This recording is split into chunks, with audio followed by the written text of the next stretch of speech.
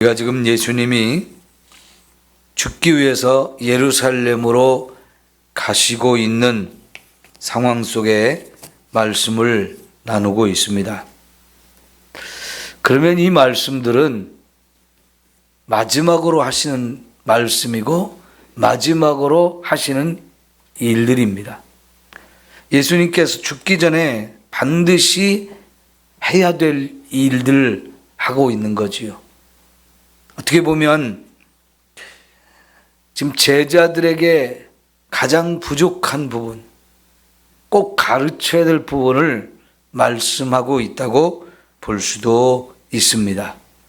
그래서 우리가 이 말씀들을 잘 생각해 보면 결국은 나의 가장 연약한 부분, 우리가 가장 못하고 있는 부분, 이런 부분이라고 생각해 볼 수가 있는데요.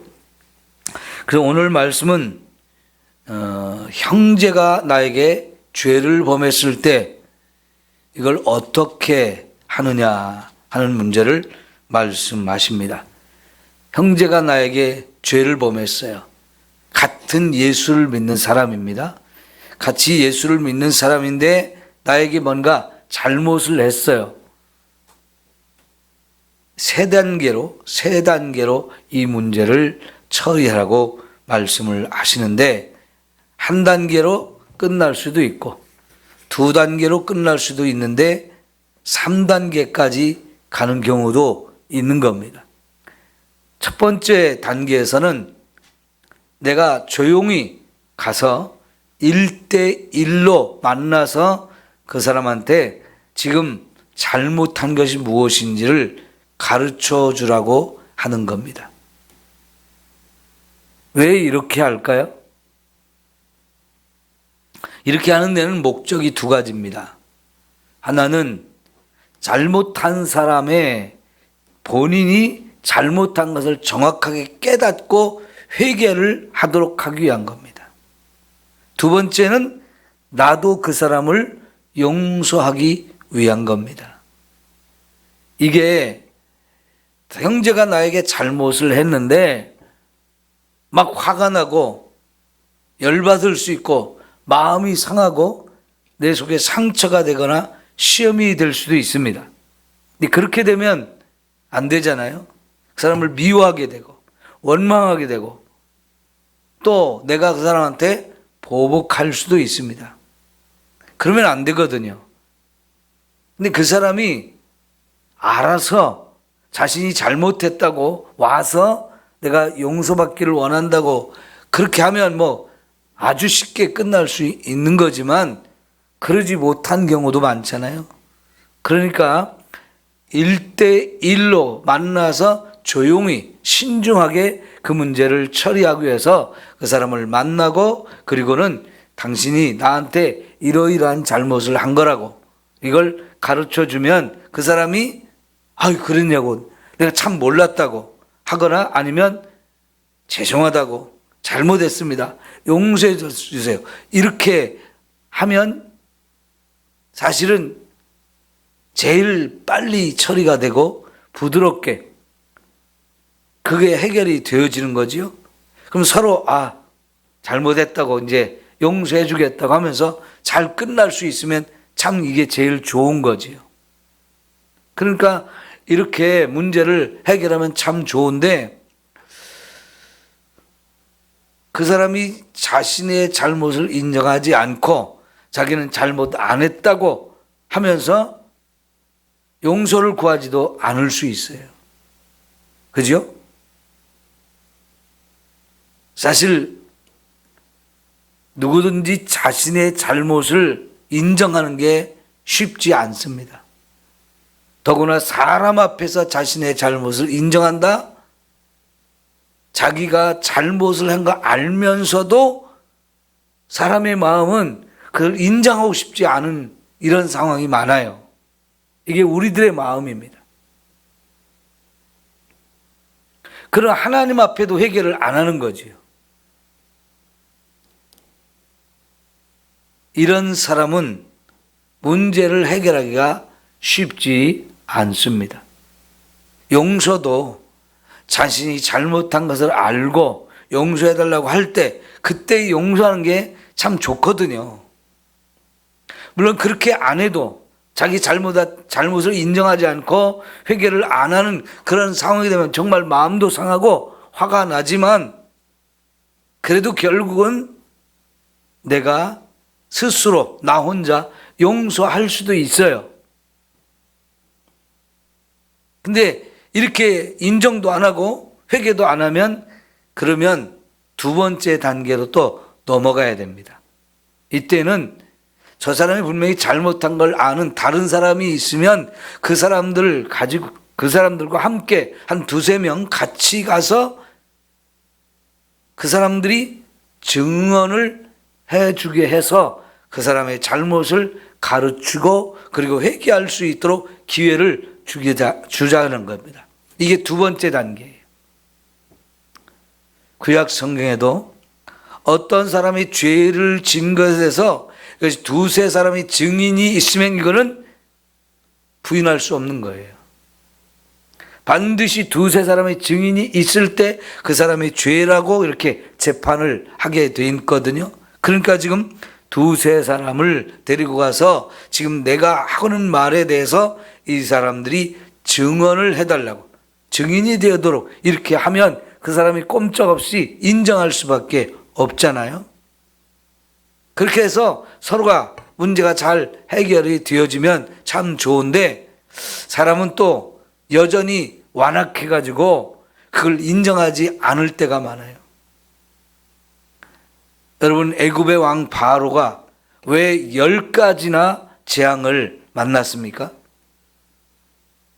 자신의 죄를 인정 안 하는 겁니다. 더구나 애굽에서는 왕이고 그 왕은 신으로 대접을 받는 존재인데 그 신으로 대접받는 자기가 자신의 잘못을 인정한다? 쉽지 않거든요. 나중에 가면 분명히 자기가 잘못한 거 인정합니다. 나 잘못했다고. 용서해달라고. 이 재앙도 물리쳐달라고. 그런데 알았다고, 용서해주겠다고, 재앙도 없애주겠다고 하고 돌아오면 또 마음이 바뀌어가지고요. 나 여전히 너희들 못 보내. 너희들 보내는 거 나 못하겠어. 그러면서 또 자꾸 고집을 부리거든요. 이렇게 그러다 보니까 재앙이 또 받고 하면서 10가지나 재앙을 받게 된 거거든요. 원래는 한두 가지 재앙으로 끝날 수도 있었어요. 이스라엘 백성 보내주면 되잖아요. 근데 이런저런 핑계를 대면서 자꾸 아니라고 못한다고 이렇게 하니까요. 결국은 10가지나 재앙을 만나면서 마지막 10가지 재앙이 다 끝나고 이스라엘 백성 보내고 나서도 또 마음이 돌아서서 이놈들 다시 잡아야지 하면서 어마어마한 군대를 끌고 왔다가 결국은 다 같이 전멸을 하잖아요. 그렇게 인간이 자신의 죄를 깨닫고 인정하고 회개하는 게 쉽지 않습니다. 세 번째 단계는 어떻게 하라고 했습니까? 이거는 교회에 말하는 거예요. 말하라는 겁니다. 그래서 교회가 이 문제를 가지고 정식으로 이걸 재판을 해서 권징을 하라는 거예요. 교회가 그를 권면하는데 그 교회의 권면도 듣지 않는다. 그랬을 때는 믿지 않는 사람처럼 처리를 하라는 겁니다. 그럼 뭡니까? 이 사람은 믿음이 없는 사람이야. 이 사람은 하나님을 인정하지 않는 사람이야. 그러면서 이 사람은 교회에서 출교를 하는 거죠. 권징이라고 하거든요. 여러분, 교회가 이런 권징을 한다는 것은 사실은 굉장히 무서운 거예요. 안타깝게 요즘 사람들은요, 교회에서 이런 권징을 할 때 이런 걸 받아들이지 않고요, 세상 법정에 고발하는 일이 많습니다. 이 교회 안에서 이 문제가 잘 해결이 되고 끝나는 게 좋은데 이 문제를 세상 법정으로 가지고 가요. 그러면 교회 안의 문제가 세상으로 다 알려져 가지고 교회가 세상 속에서 너무 부끄러워지는데 이거 왜 그렇게 되느냐? 교회가 내린 판결, 교회가 내린 권징, 이것을 우습게 생각하고요, 세상 법정을 더 높이 사는 거예요. 여러분, 고린도전서에서도 그런 문제가 있었잖아요. 그런데 바울은 굉장히 심각하게 이 문제를 책망하지 않습니까? 우리가 세상을 판단해야 되는데 우리가 가진 문제를 세상에 맡겨서 세상이 판단하게 한다? 이거는 믿음을 가진 사람들이 해서는 안 되는 일이라고 하는데, 요즘에는요 진짜 이런 일이 너무 많아지는 거예요. 그래서요, 법조계에도 예수 믿는 분들이 많잖아요. 그래서 이 법조계에서 일하는 예수 믿는 사람들이 너무 안타까워가지고 결국 무엇을 만들었느냐면, 교회가 세상 법정에 이렇게 재판을 받고자 오는 문제, 이거는요 교회 다니는 법조인들이 모여서 따로 그걸 재판하는 걸 만들었어요. 오죽하면 그렇게 했겠습니까? 그래도 예수 믿는 사람들 가운데 법조인들이 많다 보니까 그분들이 이렇게 그런 제도를 만들어서 다행입니다마는, 이게 세상 법정으로 끌고 갈 일이 아닌데 교회 안에서 다 판결을 할 수 있고, 교회도 법이 있고 교회의 법에 따라서 얼마든지 이런 걸 해결할 수 있는데, 이 문제가 해결이 안 되니까 세상 법정으로 끌고 나오는 거거든요. 여러분, 교회가 내린 판결이 더 권위가 있을까요? 세상 법정에서 내린 판결이 더 권위가 있을까요? 아직도 우리의 마음에는요, 세상 법정에서 내린 판결이 더 권위가 있다고 생각을 하실 수 있어요. 그러나 생각해 봅시다. 왜 교회가 내린 판결이 더 권위가 있느냐? 이거는 하나님의 말씀을 근거로 해서 교회법이 세워진 것이고, 그래서 하나님 말씀으로 판결을 한 거기 때문에 세상 법으로 만든 판결을 받는 것보다는 훨씬 권위가 있는 것이고, 우리는 하나님을 믿는 사람으로서 하나님 앞에서 하는 판결이기 때문에 교회 판결이 더욱 무서운 겁니다. 왜요? 이제 우리 모두는 하나님 앞에 심판 자리에 서야 될 사람들인데, 그 심판을 받아야 될 사람으로서 이 땅에서 하나님의 말씀으로 하나님 앞에서 우리가 판결을 했다면, 그거는 세상 법이 판결하는 것보다 더 권세가 있는 것이고 더 큰 힘이 있는 거거든요. 근데 하나님을 인정하지 않기 때문에 자신의 죄도 인정하지 않고 교회의 판결을 인정하지 않는다. 이건 참 너무나 안타까운 거지요. 여러분, 교회가 이런 것을 왜 판결하게 합니까? 1대1로 당사자 간에 해결할 문제를 한 사람이 인정하지 않고 회개도 안 하고 하니까 두 번째 단계로 갔던 것이고, 거기서도 해결이 안 되니까 결국은 세 번째 단계로 넘어와서 교회가 이 문제를 처리하게 하거든요. 그럼 교회가 이 문제를 처리하면 거기서 끝내야 되는데,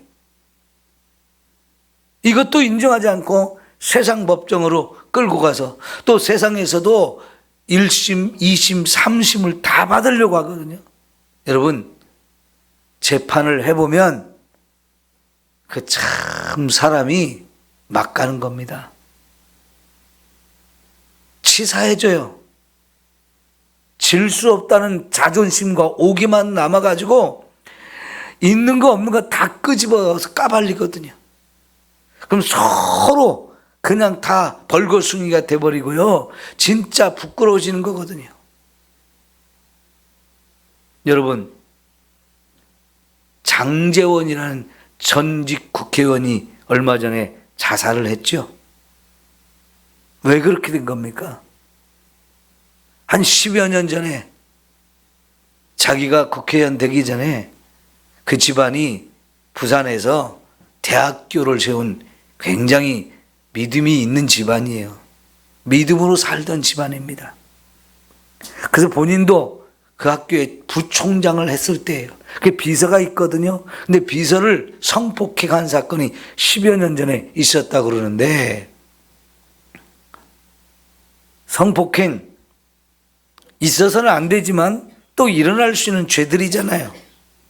그러면 인정하고 잘 합의해서 잘 끝냈으면 좋았는데 그게 제대로 안 되니까 결국은 그 성폭행을 당한 여자 입장에서 품고 있다가 결국은 10년이 지나서 고발을 했는데, 처음에는 어땠습니까? 자기는 그런 거 없다고 막 그러다가 결국은 경찰 조사가 들어오고 이렇게 하다 보니까 감당이 안 되니까 자살한 거 아닙니까? 이게요, 빨리빨리 해결하고 끝나야지 그러지 않으면 점점 더 커지거든요. 근데 나중에는요, 진짜 거짓말을 해서라도 그걸 덮어버리고 빠져나가려고 하거든요. 그럼 죄가 점점 더 커지는 거죠. 더 복잡해지고요. 세상에 다 까발려지는 이런 상황이 되는 거죠. 얼마나 안타깝습니까? 그런데 이런 말씀을 주님이 하시는 것은 너나 할 것 없이 우리는 다 부족한 사람들이기 때문에 실수로 죄를 범했든 고의적으로 범했든 모르고 범했든 하여튼 우리는 다 죄를 범할 수 있는 사람들이에요. 그러면 죄를 지었을 때 그것을 용서도 해주고 용서도 받는 이런 일이 사실은 얼마든지 이루어져야 되거든요. 주님은 우리에게 용서를 해주라고 하시면서 그러기 위해서 저 사람의 잘못도 알게 해서 그 사람도 회개하고 나도 용서하고 서로 용서를 주고받는 이런 단계가 되면 얼마나 좋습니까? 이게 우리가 잘 안 되기 때문에 예수님께서 이 말씀을 하시는 거죠. 사실 이 말씀 다음에 나오는 말씀이 더 정확하게 이 용서에 대한 얘기를 하시는데요. 1만 달란트 빚진 사람, 100데나리온 빚진 사람, 그죠? 이 얘기 아시잖아요. 1만 달란트를 빚을 졌으면 이거는 정말 어마어마한 빚을 진 건데요. 이거를 도저히 못 갚게 됐으니까 주인 임금이 용서를 해줬어요. 거기서 나오는 사람은 임금과 종이에요. 여러분, 노예 제도가 있는 시대에 임금이 노예에게 그만큼 돈을 빌려준다, 사실은 있을 수 없는 일이거든요. 근데 이 탕감을 1만 달란트 다 탕감을 받은 사람이 감사하다고 고맙다고 하면서 나가다가 자기한테 100데나리온 빚진 사람을 만났는데 안 갚는다고 그냥 옥에 쳐는 사건을 말씀을 하시잖아요. 그건 뭘 말합니까? 우리 용서 받는 건 좋아하는데 용서하는 건 또 너무 못하거든요, 사실. 그래서 예수님이 우리는 용서를 하면서 살아야 된다고 말씀을 하시는 거죠. 얼만큼 용서하라고 그랬어요? 70번씩 7번이라도 하라. 사실 베드로는요, 형제가 나한테 잘못했을 때 몇 번이나 용서해 줄까요? 7번 하면 될까요? 이렇게 말했거든요. 베드로가 7번 얘기를 한 거는요, 이게 굉장한 얘기입니다. 성경에서 봤을 때 이 7이라는 숫자가 굉장히 중요한 의미가 있어요. 첫째는 완전하다는 뜻이에요. 완전수라고 말하죠. 7번 용서했다면 완전하게 용서했다는 뜻입니다. 두 번째는요, 이게 거룩이라는 뜻이 있어요. 거룩. 그래서 완벽하게 용서를 해서 이제 난 거룩해졌다, 난 정말 대단한 용서를 한 거야, 이런 의미가 되죠. 마지막으로는요, 이게 용서라는 의미를 담고 있는 거거든요. 그러니까 하나님 앞에 제사를 드리면서, 속죄의 제사를 드리면서 제사장이 그 제물의 피를 7번 뿌리는 겁니다. 7번. 그 7번이라는 게 용서의 의미가 있는 거거든요. 그러니까 완전하게 용서를 했고 그래서 용서를 해서 거룩해지는 이런 이게 7번 용서하면 되느냐 하는 건데요. 사실은 그 당시에 랍비들이 용서에 대한 얘기를 가르칠 때 3번까지는 용서해라 그런 정도만 했거든요. 근데 베드로는 7번까지 용서를 하면 되냐고 했을 때 이게 베드로는 엄청나게 크게 한 거예요. 근데 여러분 예수님 몇 번 하라고 그랬어요? 70번 그걸 7번이라도 하라. 끝이 없이 그냥 무한정으로 용서하라고 가르치는데 사실 그렇게 용서하기 쉽지 않죠. 예수님은요 서로 용서를 주고받기 위해서 처음에 당사자 간에 조용히 만나서 신중하게 하라는 거죠. 이게 까발리면 서로 부끄러워지잖아요. 상처를 받고 시험에 들 수 있잖아요. 더 크게 일을 만들지 말고 조용하게 그 문제를 처리하게 한 거예요. 2-3 사람을 데리고 갈 때도 많은 사람한테 알리는 게 아니고 그냥 2-3 사람이 가서 조용하게 그걸 끝내려고 하는 겁니다. 그러니까 용서의 기회를 자꾸 주는 거지요. 근데 용서받는 것도 받을 사람이 이걸 용서를 자기 잘못을 인정하고 받아야 그게 진짜 용서가 서로 잘 되는 건데 인정 안 하면 그건 진짜 용서하기도 싫죠. 용서하기도 어렵고.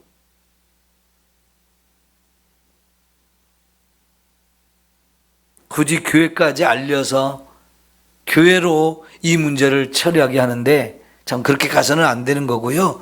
설령 교회에서 이렇게 이 문제를 공식적으로 문제화시켜서 판결을 했다. 그리고 권징을 했다.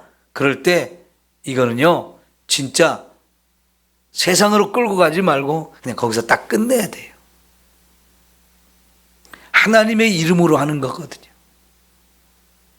하나님을 믿는 사람들이 하나님의 말씀을 가지고 하나님 앞에서 하는 판결을 받아들이지 않는다? 그러면 그 하나님도 인정하지 않는 꼴이 되어지는 거지요. 그래서 이런 사람들은 불신자처럼 대하라, 출교를 해라 이렇게 되어지는 거죠. 여러분 교회에서 출교를 당한다는 것은 이게 무서운 일이었습니다. 하나님 나라 들어갈 수 없다는 거예요. 우리가 하나님 교회에 속한 사람이 되는 거 이게 얼마나 큰 은혜이고 축복입니까? 이 땅에 교회도 속하지 못하면 천국에는 어떻게 들어가겠어요? 그죠? 마음에 안 든다고 속상하다고 시험 들었다고 아이 교회가 여기밖에 없어? 훌쩍 교회를 떠나는 이런 일은 사실은 참 안타까운 거예요. 물론 우리 교회나 다른 교회나 다 하나님의 교회지만 여러분 내가 다니는 교회에서 정말 사랑으로 하나 되는 이런 아름다운 모습이 있을 때 우리가 제대로 된 믿음을 가지고 가는 거지요.